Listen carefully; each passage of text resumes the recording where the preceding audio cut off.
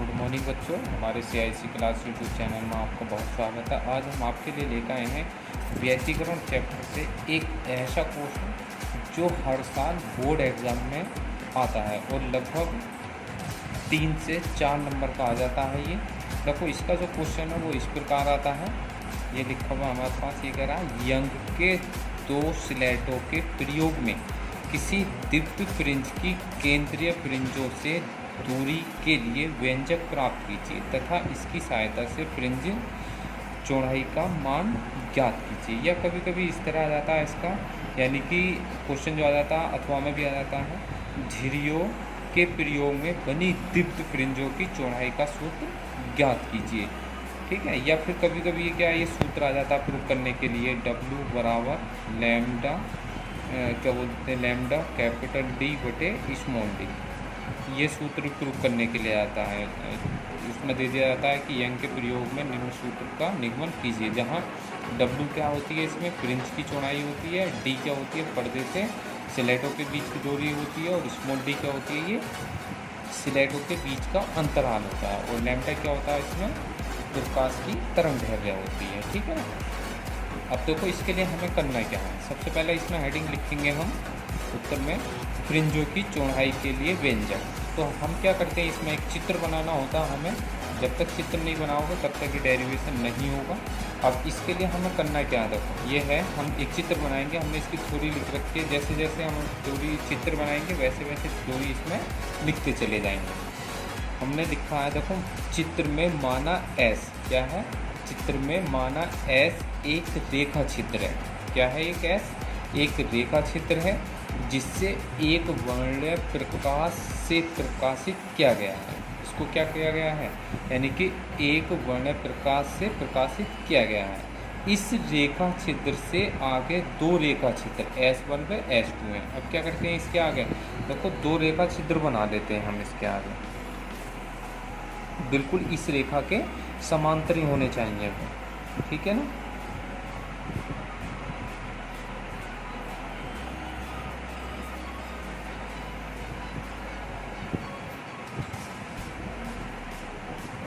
इसके समांतर होने चाहिए। ये मान लेते हैं इसको S1 और ये क्या है, S2 है। ठीक है ना। क्या है, इसके आगे 2 रेखा छिद्र S1 व S2 हैं।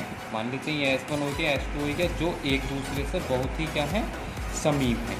और S की क्या है, ये समांतर है। क्या है, ये इस S के समांतर है तथा इससे समान दूरी पर स्थित, यानी कि और समान दूरी पर क्या है, स्थित है। और जब S से चलने वाली द्वितीयक, क्या S से चलने वाली द्वितीयक तरंगिकाएँ S1 व S2 पर समान कला में पहुंचती हैं। ठीक है ना। तो क्या होती हैं, यानी जो S1 से जो द्वितीयक तरंगिकाएँ चलेंगी वो S1 और S2 पर क्या होंगी, समान कला पर पहुंचती हैं। तो हाइगेंस के सिद्धांत के अनुसार S1 व S2 भी द्वितीयक तरंगिकाओं के स्रोत बन जाते हैं। क्या होंगे ये, यानी कि जब यहाँ से द्वितीयक तरंगिकाएँ निकलेंगे तो हाइगेंस सिद्धांत के अनुसार ये S1 व S2 भी क्या होंगे, द्वितीयक तरंगिकाओं के स्रोत बन जाते हैं। ये तरंगिकाएँ परस्पर अध्यारोपण करती रहती हैं, यानी कि जो S1 व S2 से जो द्वितीयक तरंगिकाएँ निकलेंगी वो क्या करती रहेंगी, परस्पर अध्यारोपण करती रहती हैं। अध्यारोपण करने के बाद क्या होता है, करती रहती है तथा D दूरी पर स्थित पर्दे पर व्यतिकरण फ्रिंजें बनती हैं। यानी कि इनसे क्या होता है, D दूरी पर क्या होता है, एक पर्दा होता है। क्या होता है, D दूरी पर एक पर्दा बना लेते हैं हम। तो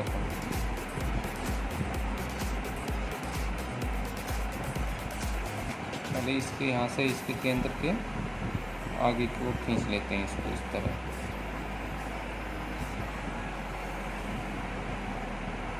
ये क्या है, यहाँ से यहाँ तक की दूरी कितनी है, D है, कैपिटल D होती है। ये क्या है हमारे पास, क्या है, ये पर्दा है। ठीक। पर्दे पर क्या होती हैं, हमने लिखा है, देखो D दूरी पर स्थित क्या है, पर्दे पर व्यतिकरण फ्रिंजें प्राप्त होती हैं। इन फ्रिंजों की चौड़ाई नापकर प्रकाश की तरंगदैर्घ्य की गणना की जा सकती है। ठीक है ना। इस फ्रिंजों की चौड़ाई नाप के क्या कर सकते हैं हम, प्रकाश की तरंगदैर्घ्य ज्ञात कर लेते हैं। अब देखो ये तो हमारे पास इसका लगभग चित्र कंप्लीट हो गया। अब चित्र कंप्लीट करने के लिए हमें क्या करना पड़ेगा, अब आगे करते हैं। देखो माना पर्दे के बिंदु P पर फ्रिंजें बनती है। यहाँ पर कोई भी बिंदु P ले लेते हैं पर्दे पर, इस पर क्या बनती है, इसकी फ्रिंजें प्राप्त होती हैं। देखो सबसे पहले यहाँ से मिलाएंगे इसको, फिर इस रेखा चित्र से मिला देंगे। तो ये क्या हो रही है, इनकी बिंदु P पर क्या प्राप्त हो रही है, फ्रिंजें प्राप्त हो रही हैं। अब यहाँ से क्या करते हैं, इस पर S1 से इस पर लंब डाल लेते हैं ना।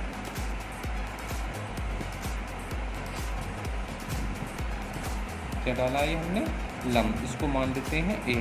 लंब है तो इधर का भी 90 डिग्री का कोण होगा और इधर का भी 90 डिग्री का कोण होगा, क्योंकि लंब है ये।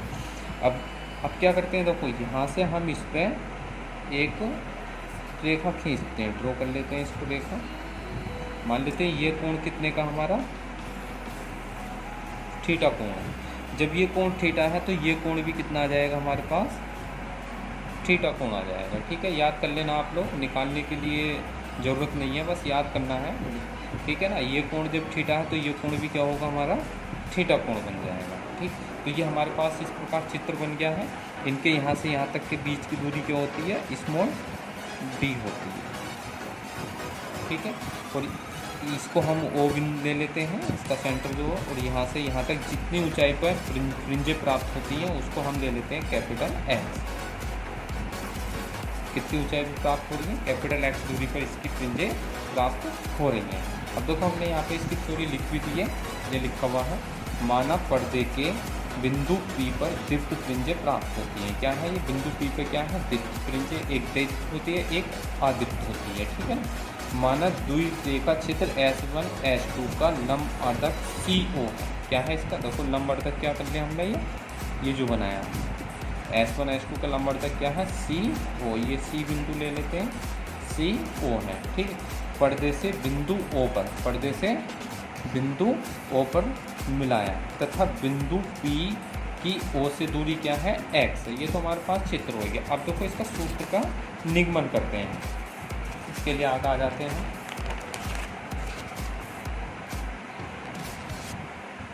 अब जैसे जैसे हमने चित्र बनाया है उसी के अनुसार हमें इसमें चलना है। अब देखो हम जानते हैं कि क्या करेंगे हम इसमें, तो अब ये हो गया हमारे पास। अब करना क्या है, ये जो हमारे पास है रेखा का पथांतर कितना होगा इसमें, यानी कि रेखा चित्र S1 व S2 से बिंदु P पर पहुंचने वाली तरंगिकाओं के बीच पाथांतर, यानी कि S1 व S2 से बिंदु P तक, S1 व S2 से बिंदु P तक पहुंचने में, तय करने में इनके बीच का पथांतर निकालना हमें। क्या निकालना है, पथांतर। क्या निकालना है, इसके पथांतर निकालना हमें। देखो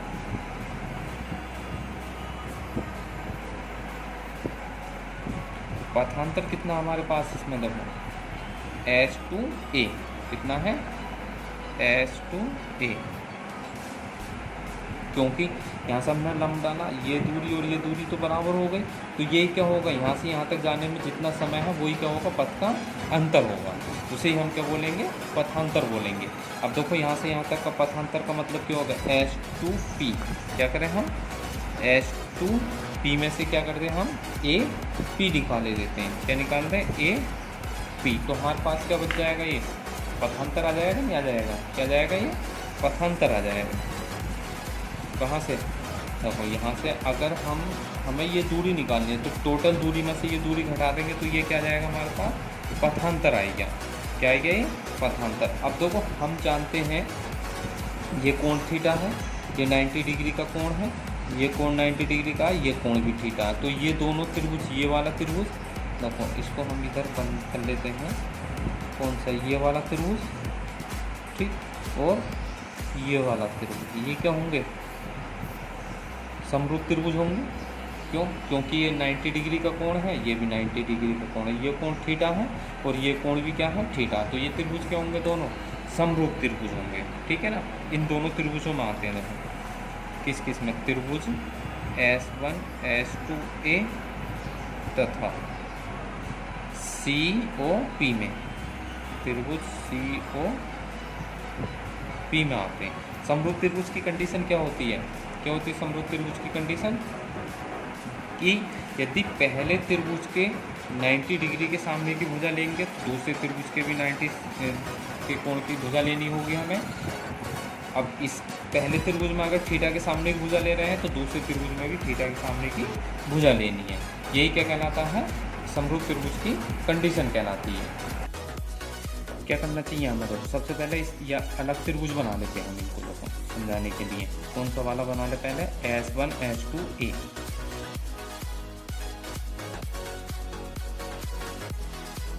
कोण थीटा ले लेते हैं, ये 90 डिग्री। 90 डिग्री किस पर बना हुआ है? ए पे। थीटा कोण किस पर बना हुआ है? S1 पे। तो ये क्या बचा हमारे पास? S2। ये तो त्रिभुज हो गया हमारे पास क्या? S1 S2 ये हो गया। अब COP बनाते हैं, देखो इधर बना देते हैं उसको भी, छोटा सी त्रिभुज समझाने के लिए। 90 डिग्री का कोण क्या है? 90 डिग्री हो गया, ये थीटा हो गया। 90 डिग्री कोण किस पर बना हुआ है? O पर। थीटा कोण किस पर बना हुआ है? C पे। और बचा क्या? P। ये हो जाएगा। अब क्या करते हैं हम? यानी कि समरूप त्रिभुज की कंडीशन होती है, यदि पहले त्रिभुज में कोण के सामने की भुजा ले रहे हैं तो दूसरे त्रिभुज में भी कोण के सामने की भुजा होनी चाहिए। तो इसमें कितना हो जाएगा? इसमें कोण के सामने की भुजा क्या है? AS2। तो इसमें कोण के सामने की भुजा क्या है? OP। या OP इसके बटे में ले लो या आगे ले सकते हो, ठीक है ना। अब 90 डिग्री के सामने की भुजा क्या है? S1 S2। S1 S2 तो बटे में इसके 90 डिग्री सामने की भुजा क्या है? PC या CP, कुछ भी ले सकते हैं हम, लिख सकते हैं इसको। अब क्या करना है हमें? देखो इस ये चेंज हो सकती है, ये भाग में है गुणा में, गुणा में भाग में, भाग में गुणा में हो जाएगा। AS2 बटे S1 S2 और OP बटे PC लिख सकते हैं ना इतना। ये हो गया हमारे पास। अब देखो ये हमारे पास त्रिभुज है। इस त्रिभुज में, अब इस त्रिभुज में क्या करते हैं हम? देखो ये हमारे पास जो CP जो है, क्या है? CP। अब हम जानते हैं कि ये थीटा कोण क्या है? बहुत ही छोटा कोण है। जब छोटा कोण है यानी कि अल्प कोण है, तो ये वाली जो रेखा है, ये जो हमने रेखा बनाई है, जब कोण छोटा होगा तो ये रेखा कहाँ पर आ जाएगी? ये यहाँ पे आ जाएगी ना, इस पे इस तरह हो जाएगी। कौन सी वाली रेखा? ये जो रेखा है, जब कोण छोटा होगा तो यहाँ पर आ जाएगी। यानी कि कहने मतलब हमारा ये है कि CP या PC किसके बराबर हो जाएगी? जब छोटा कोण होगा तो CO के बराबर हो जाएगी। किसकी हो जाएगी? CO के। क्यों? क्योंकि ये कोण क्या है? छोटा है। छोटा कोण होने के कारण क्या होगी? CP जो होगी CO के बराबर हो जाएगी, ठीक है ना। अब यहाँ पर लिख लेते हैं, देखो ये मान कितना हो जाएगा हमारे पास, यानी कि AS2 बटे कितना है? S1 S2 बराबर OP बटे PC के स्थान पे क्या रख देंगे हम? CO। अब देखो इस त्रिभुज में हमें क्या है? देखो S1 S2 कितना दिया हुआ है? D माना है हमने, स्मॉल d, ठीक है। और AS2 ये क्या है हमारे पास? पाथांतर है। क्या है ये हमारे पास? पथांतर, जिसको हमें ज्ञात करना है। क्या निकालना हमें? ये पथांतर है। इसको क्या करना है? हमें ज्ञात करना है इसका सूत्र। और फिर क्या है हमारे पास? OP कितना है हमारे पास? देखो OP कितना है? कैपिटल X है। और फिर क्या बच्चा? CO कितना है? कैपिटल D, क्योंकि ये पर्दे की दूरी है। क्या है ये हमारे पास? पर्दे की दूरी। अब इसमें मान रख लेते हैं। देखो ये AS2 हमें निकालना है, इसको ऐसे रहने दो। AS2 हमें ज्ञात करना है, इसको ऐसे रहने देते हैं। S1 S2 कितना है? स्मॉल d है। और OP कितना है हमारे पास? कैपिटल X है। और ये कितना? CO capital D। तो AS2 का मान कितना आ जाएगा हमारे पास? D भाग में ये गुणा में पहुँच जाएगा, X इंटू D हो जाएगा बटे कैपिटल D। तो ये क्या आएगा हमारे पास? तरंगों का पाथांतर आएगा, जो फ्रिंज प्राप्त हो रही है हमें किस पे? बिंदु P पर। तो उनके बीच जो पाथांतर आया वो क्या आएगा हमारे पास? इतना आएगा, AS2 बराबर X इंटू D बटे कैपिटल D। ये क्या आएगा हमारे पास? पथांतर आएगा। कितना हो गया capital x into small D बटे कैपिटल डी। ये क्या आएगा हमारे पास पथांतर आएगा। अब हमें करना क्या है, अब आगे देखो, अब हमें निकालनी है फ्रिंजों की स्थिति। किसकी स्थिति निकालनी है, फ्रिंजों की स्थिति निकालनी है। तो फ्रिंजों की स्थिति निकालने के लिए क्या होती है, एक तो दीप्त होती है, एक अदीप्त होती है। तो सबसे पहले किसके लिए आ जाते हैं हम, दीप्त के लिए आते हैं। देखो कौन सी निकालते हैं हम, दीप्त के लिए। दीप्त फ्रिंज की दूरी किसकी निकालते हैं, सबसे पहले दीप्त फ्रिंज की दूरी निकालते हैं। देखो अब दीप्त फ्रिंज के लिए क्या करते हैं, दीप्त फ्रिंज के लिए जो होता है इनके बीच जो पथांतर चलता है, दीप्त फ्रिंज में जो पथांतर चलेगा कितना होगा, दीप्त फ्रिंज के लिए पथांतर कितना होता है, 0 lambda 2 lambda 3 lambda dot dot इस तरह चलता है ये पथांतर। ठीक है ना, कितना चलता है, 0 से स्टार्ट होगा, लैम्डा 2 लैम्डा 3 लैम्डा 4 लैम्डा, ऐसे ही इसमें बढ़ता चला जाता है। यानी कि ये जो हमारे पास क्या बोलते हैं पथांतर है, तो इस टाइम क्या होगी, इनकी तीव्रता अधिकतम होगी। क्या होगी, तीव्रता अधिकतम होगी। या हम कितना लिख सकते हैं इसको, m इंटू लैम्डा, जहाँ m बराबर कितना लिखना है, 0 1 2 3 डॉट डॉट। देखो 0 रखेंगे पहला पथांतर आ जाएगा, 2 रखेंगे इसमें तो दूसरा पथांतर आ जाएगा, 2 रखेंगे तो ये आ जाएगा, 3 रखेंगे m के स्थान पे तो 3 लैम्डा आ जाएगा, तो यानी कि ये आ जाएगा। तो इसका मतलब इस पथांतर के स्थान पर हम कितना रख सकते हैं, दीप्त के लिए m इंटू लैम्डा रख देते हैं। कितना रख देते हैं हम इसके लिए, पथांतर के स्थान पर कितना रख देंगे, m इंटू लैम्डा बराबर कितना हो जाएगा, x इंटू डी बटे कैपिटल डी। अब हमें निकालना क्या है, इसमें x का मान निकालना। तो x बराबर कितना हो जाएगा, ये d भाग में है तो क्या होगा, गुणा में पहुंच जाएगा। देखो ये हो जाएगा m into lambda into capital D बटे स्मॉल डी। तो ये क्या आएगा हमारे पास, दीप्त फ्रिंज के लिए दूरी आ गई। क्या आ गई, दीप्त फ्रिंज के लिए दूरी। किसके लिए आ गई है, दीप्त फ्रिंज के लिए दूरी। अब m बराबर कितना रखा था हमने इसमें, 0 1 2 3, 0 1 2 3 ये रखा था। अगर हम क्या रखेंगे, 0 रखेंगे इसमें तो कौन सी आ जाएगी हमारे पास, 0 रखेंगे तो केंद्रित, यानी कि 0 रखेंगे तो इसमें क्या आएगी, शून्य क्रम फ्रिंज की स्थिति आ जाएगी।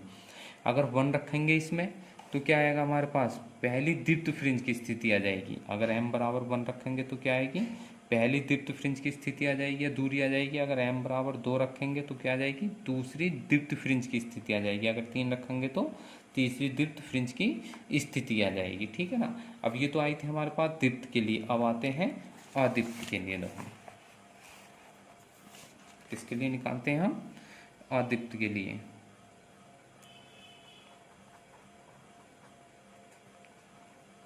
आदित्य के लिए दूरी निकालते हैं।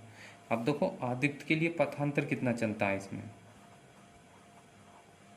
इसमें पथांतर जो चलेगा वो चलेगा हमारे पास लैम्डा बाई 2 और 3 लैम्डा बाई 2 विषम में चलता है इस तरह। तो इस अवस्था में क्या होगा, इस अवस्था में जो तीव्रता होगी वो न्यूनतम होगी।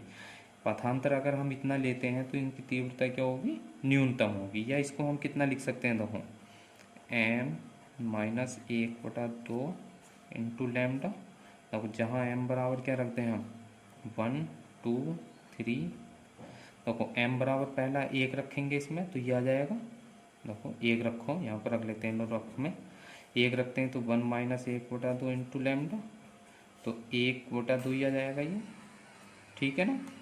अब ऐसी 2 रखेंगे तो ये आ जाएगा, 3 रखेंगे तो ये आ जाएगा। ठीक है ना। अब पथांतर हमारे पास जो सूत्र हमने निकाला था उसके स्थान पर कितना रख देंगे हम पथांतर, m माइनस 1/2 लैम्डा बराबर क्या था हमारे पास, देखो ये था, कितना था हमारे पास, ये क्या बोलते हैं, यही तो था एक्स डी बटे कैपिटल डी। कितना हो जाएगा, एक्स डी बटे कैपिटल डी, ये रख देंगे ना पथांतर के स्थान पर, एक्स डी क्या था हमारे पास, स्मॉल डी बटे कैपिटल डी था। ठीक है। अब हमें x का मान निकालना होता तो x बराबर कितना आ जाएगा यहाँ से, ये m माइनस 1/2 ऐसे ही रहेगा ये डी काय में है, भाग में है, तो गुणा में आ जाएगा ये, और ये गुणा में है तो ये भाग में आ जाएगा। ये किसके लिए आ गया हमारे पास, आदित्य के लिए आ गई है। ये किसके लिए आ गया हमारे पास, आदित्य के लिए आई, और जो हमने पीछे निकाली थी वो दीप्त के लिए आई थी। अगर इसमें m बराबर 1 रखेंगे, कितना रखेंगे हम, यदि m बराबर 1 रखते हैं तो क्या आ जाएगी, पहली आदित्य फ्रिंज की चौड़ाई निकल कर आएगी। अगर 2 रखेंगे तो दूसरी आदित्य फ्रिंज की चौड़ाई निकल कर आएगी। अगर 3 रखेंगे तो तीसरी आदित्य फ्रिंज की क्या बोलते हैं, स्थिति या दूरी आ जाएगी। ठीक है ना। अब आते हैं देखो हम फ्रिंज की चौड़ाई पे। ये तो आई थी हमारे पास दूरियाँ, किसकी दूरियाँ आई थी हमारे पास, जो दीप्त फ्रिंज बन रही है, ये क्या बन रही है हमारे पास, जो स्थित दीप्त या आदित्य फ्रिंज जो बन रही थी उसके लिए दूरी आ गई थी या स्थिति। अब आते हैं जो फ्रिंज की चौड़ाई है, किसके लिए आते हैं हम, फ्रिंज की चौड़ाई किसके लिए आएंगे हम, यानी कि डेरिवेशन थोड़ा बड़ा है और कम से कम 5 नंबर का आता है ये, फ्रिंज की चौड़ाई। अब देखो फ्रिंज की चौड़ाई की भी परिभाषा आ जाती है कभी कभी 1 नंबर में। अब देखो फ्रिंज की चौड़ाई की परिभाषा क्या होती है, ये होती है यानी कि 2 क्रमागत या तो दीप्त या आदित्य फ्रिंजों के बीच की दूरी को फ्रिंज चौड़ाई कहते हैं। ठीक है ना। 2 क्रमागत दीप्त, या तो 2 क्रमागत दीप्त हो या 2 क्रमागत अदीप्त हो, तो उनके बीच की दूरी जो होगी वो हमारे पास क्या कहलाती है, फ्रिंज की चौड़ाई कहलाती है। क्या कहलाती है, फ्रिंज चौड़ाई। देखो इस तरह प्राप्त होती हैं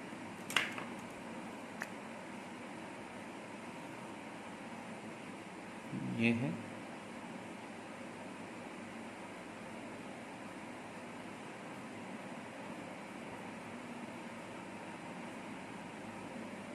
इस तरह प्राप्त होती हैं। ठीक है ना। जो डार्क है वो हमारे पास क्या कहलाती हैं, आदित्य कहलाती हैं, ये डार्क वाली जो है, और ये जो है ये दीप्त कहलाती है हमारे पास। ठीक है ना। या तो 2 आदित्य अदीप्त ले में उनके बीच की दूरी, या फिर 2 क्रमागत दीप्त लें उनके बीच की दूरी जो होंगी वही क्या कहलाएगी हमारे पास, फ्रिंज चौड़ाई कहलाती है। 2 क्रमागत या 2 क्रमागत दीप्त लें या फिर आदित्य लें उनके बीच की दूरी क्या कहलाती है हमारे पास, फ्रिंज चौड़ाई कहलाती है। अब देखो इसके लिए भी हमारे पास सबसे पहले दीप्त के लिए आना पड़ेगा।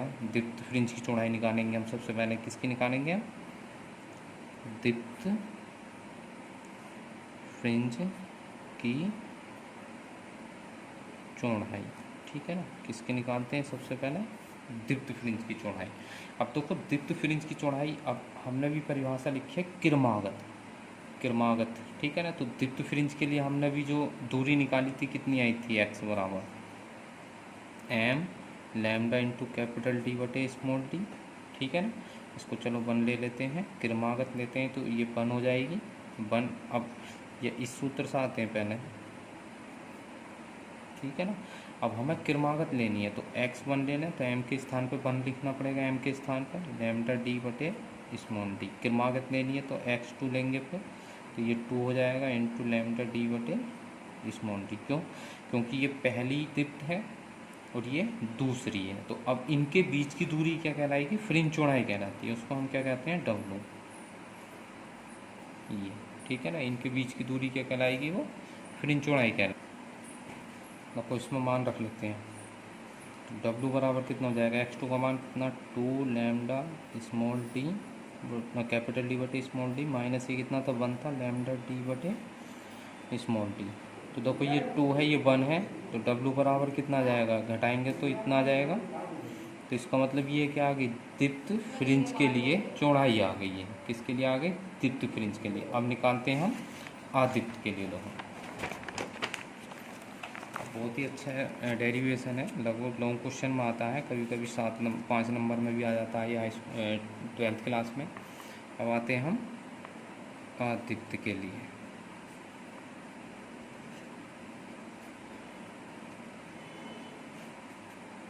तो आदित्य के लिए हमने क्या सूत्र निकाला था, x बराबर m-1/2 lambda small capital T बटे स्मॉल डी, इस सूत्र से आएंगे। इसमें भी क्रमागत लेना है हमें, तो x 1 लिख लेते हैं, तो 1-1/2, ठीक। तो कितना बच जाएगा, 1/2 ही बच जाएगा ये, ठीक है। अब 2 लिखते हैं, क्रमागत लेते हैं, तो 2 जब रखेंगे तो कितना जाएगा, 2-1/2 लैम्डा टी बटे स्मॉल टी, तो कितना बच जाएगा हमारे पास x2 का मान, 2 दूनी 4 यानी कि 3/2 रह जाएगा ये, ठीक है ना। और फिर इन चौड़ाई निकालेंगे, क्रमागत यानी कि बीच की दूरी, w से लिखते हैं फिर इन चौड़ाई को, तो कितना हो जाएगा हमारे पास 3/2 लैम्डा टी बटे स्मॉल टी माइनस का 1/2 लैम्डा कैपिटल टी बटे स्मॉल डी हो जाएगा। अब यहाँ से कॉमन आ जाएंगे lambda T small D, 3/2 minus 1/2, तो इसे जब घटाएंगे तो कितना हो जाएगा ये हमारे पास, 2 एलसीएम लेंगे, 3 माइनस का 1 यानी कि 1 ही बचेगा ये। तो फिर इन चौड़ाई कितनी आ जाएगी, w बराबर लैम्डा कैपिटल टी बटे स्मॉल डी, यानी कि दोनों स्थितियों में फ्रिंज की चौड़ाई क्या होती है, सेम होती है। तो इस प्रकार हमने इसमें फ्रिंज की चौड़ाई निकाली है और फ्रिंजों की दूरी का व्यंजक ज्ञात किया है, और ये लॉन्ग क्वेश्चन में आ जाता है। और उम्मीद करते हैं ये बहुत ही अच्छे से आप लोगों को समझ में आया होगा। अगर समझ में आया तो हमारी वीडियो को लाइक कीजिए।